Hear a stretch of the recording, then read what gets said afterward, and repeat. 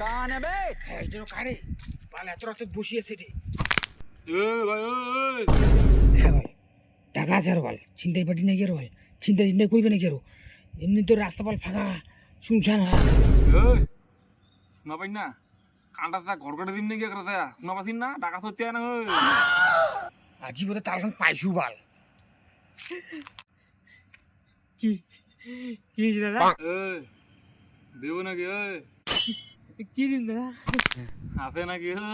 দেব নাকি কি দিন দাদা কি আছে মোটে আরে